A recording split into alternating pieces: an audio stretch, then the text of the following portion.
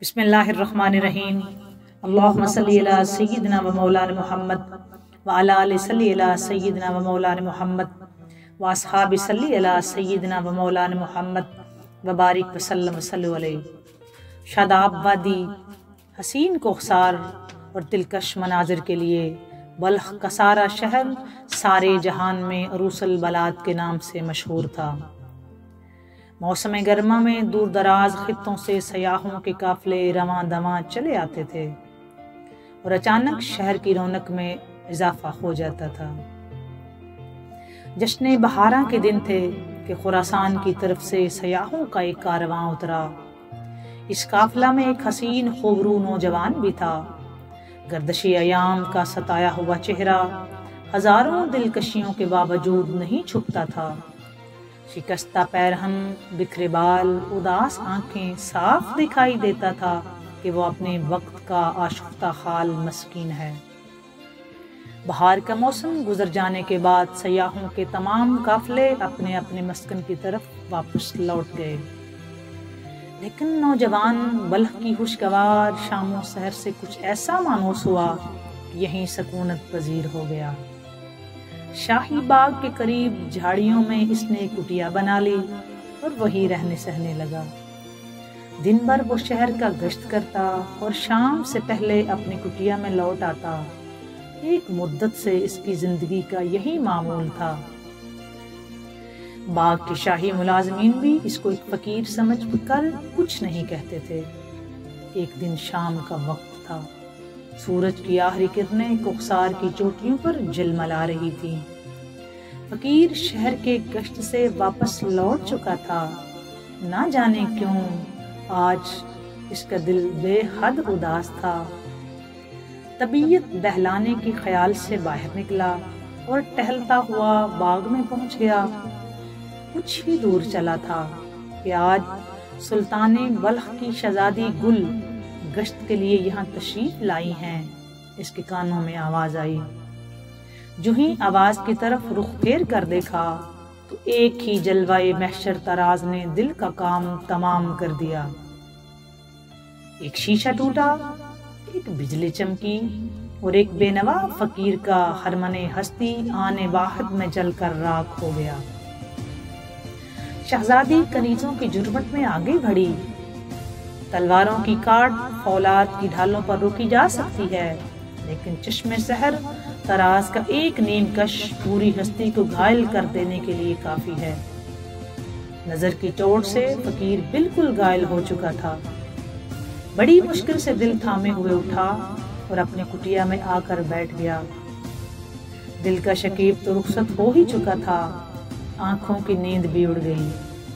غم کی تپش میں ساری رات کٹی۔ آہستہ آہستہ عشق کی چنگاری دل کے قریب سلگتی رہی۔ شوق کا اضطراب بڑھتا گیا، یہاں تک کہ ایک گھائل پنچھی کی طرح فقیر کی زندگی ایک دردناک آزار کا شکار ہو گئی۔ کبھی مکمل سکوت، کبھی باد صبا سے ہم کلامی، کبھی مناجات سحرگاہی، ویرانے سے انس، تنہائی سے پیار، یک بہک زندگی کا عجیب حال ہو کے رہ گیا۔ اسی عالم کرب میں کئی مہینے بیت گئے۔ رفتہ رفتہ جوش جنوں کا بڑھتا ہوا طوفان تھمنے لگا۔ بالآخر کچھ عرصہ کے بعد دل کی تپش ایک محسوس حالت پر آ کر رک گئی۔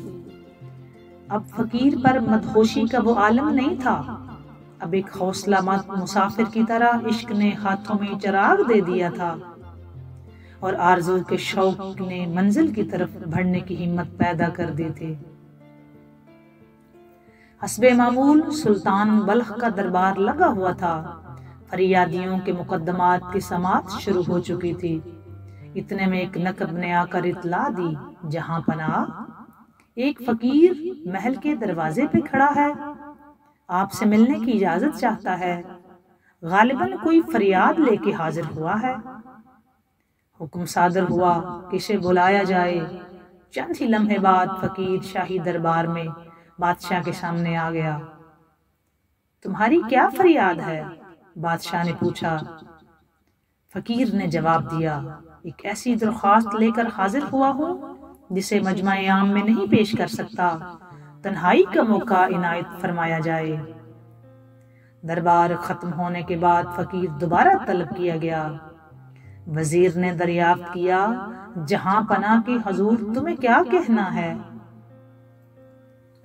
جہاں پناہ کی شہزادی کے ساتھ نکاح کی درخواست لے کر حاضر ہوا ہوں، فقیر نے نہایت جرأت سے جواب دیا۔ ابھی فقیر کی زبان کا یہ جملہ ختم نہ ہونے پایا تھا کہ فرتے غضب میں وزیر کی آنکھوں سے چنگاریاں اڑنے لگی۔ بھرپور برہمی کے انداز میں کانپتے ہوئے کہا، حرم شاہی کے ساتھ فقیر کی نہایت توہین امیز جسارت ہے۔ یہ لب کشائی کی جرأت سے پہلے تمہیں اپنی حیثیت کا اندازہ لگانا چاہیے تھا۔ اس ناقابل برداشت گستاخی کی تمہیں سزا ملنی چاہیے۔ بادشاہ نے وزیر کو خاموش کراتے ہوئے کہا، یہ مجرم نہیں ہے، اسلام کا بخشا ہوا حق استعمال کر رہا ہے۔ پیغام نکاح کے لیے اسلام میں شاہ و گدا، امیر غریب، چھوٹے بڑے کا کوئی امتیاز نہیں۔ اس کی درخواست کا جواب زبان کی دھمکی سے نہیں دیا جا سکتا۔ اس سے کہہ دیا جائے کہ وہ اپنا جواب حاصل کرنے کے لیے 1 ہفتہ بعد آئے۔ یہ جواب سن کر پیشانی میں امید کی تابانی لیے فقیر دربار شاہی سے واپس لوٹا۔ دل مبتلا کے لیے 1 ہفتہ کی مدت صبح قیامت کی طرح طویل ہو گئی۔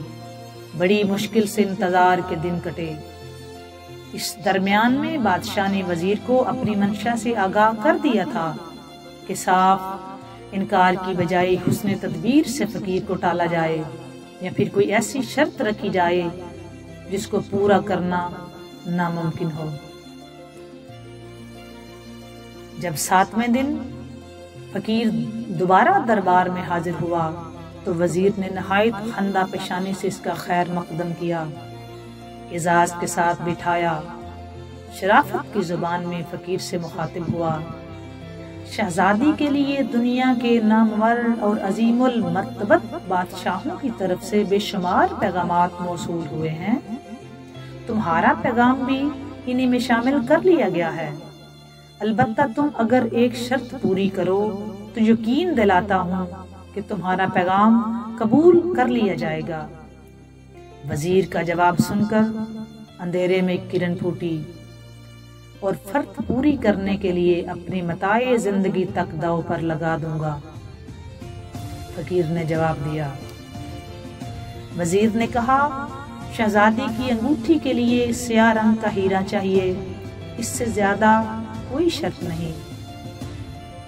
فقیر نے جواب دیا، اس شرط کی تکمیل اگرچہ ناممکن حد تک مشکل ہے، لیکن مجھے یقین ہے کہ میں اسے پورا کر دوں گا۔ سنا ہے کہ وہ ہیرا سیاہ رنگ کے پہاڑوں کی برفیلی چوٹی میں پیدا ہوتا ہے۔ فقیر کا جواب یہ تھا، خدا میری مدد کرے گا۔ رات بیت چکی تھی، سارا شہر سناٹے کے عالم میں محو خواب تھا۔ فقیر کی کٹیا سے کبھی کبھی سسکیوں کی آواز سنائی دیتی تھی۔ پیشانی زمین پر رکھے ہوئے اشک بار آنکھوں کے ساتھ وہ کہہ رہا تھا، اے درد مندوں کے چارہ ساز، سلگتا ہوا دل لے کر تیرے دربار میں حاضر ہوں۔ حسرت کی جلی ہوئی راہ کو زندہ کر دے، اے محبوب بندوں کی آخری امیدگاہ۔ مشکلات کے اندھیرے میں قدم اٹھا رہا ہوں، اپنی رحمت کے سہارے منزل مقصود تک پہنچا دے۔ اپنے حبیب کی شاداب تجلیوں کے صدقے میرے رستے ہوئے زخموں پر بھیگی ہوئی پلکوں پر رحم فرما۔ صبح ہوتے ہوئے اس کے آنسوؤں کا طوفان تھم گیا۔ سجدے سے سر اٹھایا تو پیشانی سے افق پر یقین کا اجالا چمک رہا تھا۔ شاید رحمت بندہ نواز کی کوئی غیر معمولی تجلی دل کے ویرانے میں اتر آئی تھی۔ ایک عزم لے کر فقیر اٹھا اور کاندھے پر تیشہ رکھ کر آبادیوں سے باہر نکل آیا۔ عالم وحشت میں شبانہ روز چلتا رہا۔ اسے اپنی منزل خود نہیں معلوم تھی۔ دل کے غیبی سگنل پر قدم آگے بڑھ رہے تھے، خدا کی وسیع کائنات میں صرف سیاہ رنگ کے ہیرے کا ایک چمکتا ہوا نگینہ مطلوب تھا۔ چلتے چلتے ایک دن کوخسار کی وادی میں شام ہو گئی۔ ہر طرف وحشت ناک تاریکی اور بھیانک سناٹا چھایا ہوا تھا۔ جدھر نگاہ اٹھتی سر بفلک پہاڑوں کی دیواریں راستہ روکے کھڑی تھیں۔ حیرانی کے عالم میں ایک پتھر کی چٹان پر بیٹھ گیا۔ تھوڑی دیر بعد درندوں کی خوفناک آوازیں ہر طرف سے گونجنے لگیں۔ زندگی خطروں میں گر گئی، جان کے لالے پڑ گئے، لیکن خدا کی کارسازی پر اس کے دل کا مخفی اعتماد پہاڑ کی چٹان سے بھی زیادہ مضبوط تھا۔ کرشمہ غیب کی ایک تماشائی کی طرح وہ ساری رات جاگتا رہا۔ صبح کے وقت جو ہی آنکھ لگی، کسی نے شانہ پکڑ کر ہلایا تو آنکھ کھل گئی۔ ایک بوڑھا آدمی سامنے کھڑا کہہ رہا تھا، جس راستے پر تم یہاں پہنچے ہو، اس کے دھانے پر کالے پہاڑ کی برفیلی چوٹی سے ایک بہت بڑی چٹان ٹوٹ کے گری ہے۔ یہ سونے کا وقت نہیں ہے، تیشہ اٹھاؤ اور کوٹ کر اپنے نکلنے کا راستہ بنا لو، ورنہ آج شام تک یہ ساری وادی برف کے سیلاب میں ڈوب جائے گی۔ فقیر گھبرا کے اٹھا۔ جیسے ہی وادی کے دھانے پر پہنچا، دیکھا کہ برف کی بہت بڑی چٹان راستے میں خائل ہو گئی ہے۔ سارا دن تیشہ چلاتا رہا۔ دن بھر کی لگاتار محنت کے باوجود گزرنے کے لائق راستہ نہیں بن سکا۔ سورج ڈوب رہا تھا۔ فقیر نے پوری طاقت کے ساتھ تیشہ چلایا۔ بھرپور وار سے چٹان کا بہت بڑا حصہ ٹوٹ کر بکھر گیا۔ جمی ہوئی چٹان کے اندر سیاہ رنگ کا ایک تابدار نگینہ دھمک رہا تھا۔ فقیر نے حیرت کے ساتھ اسے کھود کر نکالا۔ ہتھیلی پر رکھتے ہی ایک کرن پھوٹی اور آنکھیں حیران ہو کر رہ گئی۔ پردہ غیب کی کارسازی پر فقیر کا دل جھوم اٹھا۔ نامعلوم طور پر اسے یقین ہو گیا کہ یہی وہ سیاہ رنگ کا ہیرا ہے جسے گوہر مقصد کے لیے شرط قرار دیا گیا ہے۔ ایک حیرت انگیز خوشی کے عالم میں وہ بلخ کی طرف چلنے لگا۔ کئی دن شبانہ روز سفر کے بعد شام کو وہ بلخ پہنچ گیا۔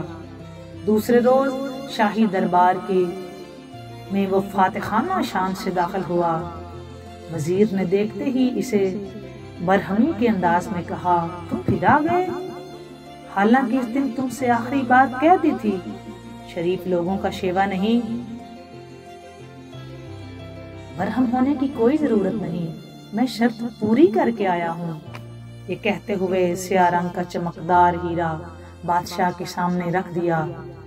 پہلی بار دنیا کا ایک بے مثال ہیرا دیکھ کر سارے درباری دھنگ رہ گئے۔ بادشاہ بھی مجسم تصور خیرت بنا دیکھتا رہا۔ وعدے کے مطابق فقیر نے اپنے حق کا مطالبہ کیا۔ اسے یقین تھا کہ شاید مقصود سے ہمکنار ہونے کی گھڑی قریب آ گئی ہے، لیکن ہائے رے ناکامی، ہائے رے ناکامی قسمت ابھی بھی فقیر کا ساتھ نہیں دے رہی تھی۔ پھر وزیر نے اسے تسلی دیتے ہوئے کہا، اس میں شک نہیں کہ تم نے طلب صادق کا حق ادا کیا ہے، لیکن ایک آخری شرط رہ گئی ہے، اسے پوری کرو تو تمہاری درخواست کو قطعاً منظور کر لیا جائے گا۔ یقین کرو، تمہارے جذبے صادق کی آخری آزمائش ہے، بالکل آخری۔ توقع کے خلاف وزیر کا یہ جواب سن کر فقیر کے تصورات کی دنیا بکھر گئی۔ یک دل کی ساری امنگوں کا خون ہو گیا، لیکن وہ عشق ہی کیا جس میں پہم ناکامیوں کی چوٹ ہی نہ کھانی پڑے۔ ہمت ہارنا الفت کے مسافروں کا شیوا نہیں۔ پھر اس نے ٹوٹی ہوئی امیدوں کو سمیٹا اور وزیر سے دریافت کیا، اچھا اب وہ آخری شرط کیا ہے؟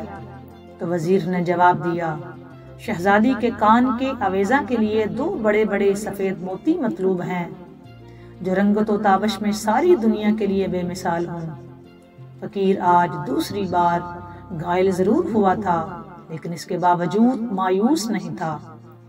پھر آج کی رات پیشانیوں کی خلش اور مناجات کی گریہ زاری میں کٹ گئی۔ صبح ہوئی تو خدا کا نام لے کر اٹھا اور جنون عشق کی آخری مہم پر روانہ ہو گیا۔ لگاتار کئی دن کے چلنے کے بعد ایک سمندر کے کنارے پہنچ کر دم لیا۔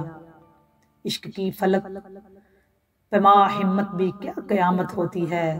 اپنے تائیں آج اس نے طے کر لیا تھا کہ وہ سمندر کو خشک کر کے تہ میں چمکنے والے موتیوں کا سراغ لگا لے گا۔ اس یقین کے جذبے میں دونوں ہاتھوں سے اس نے سمندر کا پانی پھینکنا شروع کر دیا۔ اسی عالم جنون خیز میں کئی دن گزر گئے۔ پلٹ کر دیکھا تو پہاڑوں کی طرح سر اٹھاتی ہوئی موجوں کا وہی عالم شباب تھا۔ لیکن قربان جائیے عقیدہ عشق کی خیرت گری کے کہ اتنی کھلی ہوئی ناکامی کے باوجود سمندر فتح پانے کا عزم ذرا برابر بھی متزلزل نہیں ہوا تھا۔ کئی دن کی مسلسل محنت سے اس کے بازو شل ہو چکے تھے۔ سمندر کی بجائے جگر خون جلتے جلتے خشک ہو چلا تھا۔ اتنے عرصہ کے بعد آج پہلی دفعہ اس نے ڈب ڈباتی ہوئی آنکھوں سے آسمان کی طرف دیکھا۔ نہ جانے چشمے امید کی وہ کون سی ادا تھی کہ اچانک غیرت کا سمندر بل پڑا۔ نظر چھپکی تو موجوں کا ایک ریلا جگمگاتے ہوئے موتیوں کا ڈھیر کنارے ڈال کر واپس جا رہا تھا۔ فرط مسرت سے فقیر کی روشن پیشانی سجدہ شکر کے اضطراب میں بھوجل ہو گئی۔ آج اپنی کامیابی سے زیادہ شان رحمت کی چارہ گری پر وہ نازاں تھا۔ اب مجاز سے حقیقت کی طرف بڑھنے کا اسے سراغ مل چکا تھا۔ سجدہ شکر کی لذتوں سے شاد کام ہونے کے بعد موتیوں کا ڈھیر دامن میں رکھ لیا اور فتح مندی کے سرور میں جھومتا ہوا بلخ کی طرف چل پڑا۔ بلخ پہنچ کر سیدھا شاہی محل میں داخل ہوا اور بڑے دربار میں بادشاہ کے پایہ تخت کے سامنے دامن کے سارے موتی بکھیر دیے۔ تڑپتی ہوئی آنکھوں کی جگمگاہٹ سے دیکھنے والوں کی چکا چوند ہو گئی۔ خیرت سے سارے درباریوں پر سختے کا عالم طاری تھا۔ اب وہ ساری شرطیں پوری کر چکا تھا۔ نہایت بے تابی کے ساتھ وہ اپنی اس حسرت اور خواہش کا انتظار بھی کر رہا تھا کہ وزیر نے پھر اس کے جذبہ شوق کے ساتھ مذاق کیا، پھر اس کی شاداب امیدوں کا خون بہایا۔ تم نے ساری شرطیں پوری کر دیں، لیکن ذرا غور کرو کہ ایک گمنام فقیر اور ایک معزز شہزادی کے درمیان منصب اور حیثیت کا جو فرق ہے اسے کیوں کر مٹایا جا سکتا ہے؟ اس لیے بہتر ہے کہ تم اپنے جنون خیز مطالبہ سے دستبردار ہو جاؤ۔ شاہی خاندان کے اعزاز کو صدمہ پہنچا کر تم کبھی سرخرو نہیں ہو سکو گے۔ وزیر کا یہ جواب ایک تیز نشتر کی طرح فقیر کے سینے میں پیوست ہو گیا۔ دل کا وہ آبگینہ جو مایوسیوں کی زد سے بچا بچا کر رکھا تھا اچانک چھن سے ٹوٹ گیا۔ پہاڑوں اور سمندروں کا فاتح آج کامیابی کی منزل کے قریب پہنچ کر شکست کھا چکا تھا کہ یکایک شاہی محل میں شور برپا ہوا۔ بدخواسی کے عالم میں کنیز نے آ کر خبر دی کہ اچانک شہزادی بے ہوش ہو چکی ہے۔ نبض ٹھنڈی ہو رہی ہے اور آنکھیں پتھرا گئی ہیں۔ سارے محل میں کوہرام مچا ہوا ہے۔ بادشاہ کے پہنچتے پہنچتے شہزادی کی زندگی کا چراغ گل ہو چکا تھا۔ اس حادثہ پر ہر طرف صفے ماتم بچھ گئی۔ سارا دربار سوگ میں ڈوب گیا۔ شدت غم سے بادشاہ پاگل ہو گیا۔ اس خبر سے سارے شہر میں ایک سکتے کا عالم طاری ہو گیا۔ فقیر کے پہلو میں حسرتوں کی ایک لاش تو پہلے ہی موجود تھی، اب امیدوں کی آخری لاش بھی اسے اٹھانی پڑی۔ اس خیرت انگیز قیامت خیز واقعہ پر مملکت کا ہر شخص سوگوار اور افدیدہ تھا، لیکن حیرت تھی کہ فقیر کے چہرے پر اضطراب کی کوئی علامت ظاہر نہیں ہو رہی تھی۔ آج کی ویڈیو یہاں تک، یہ پارٹ 1 ہے۔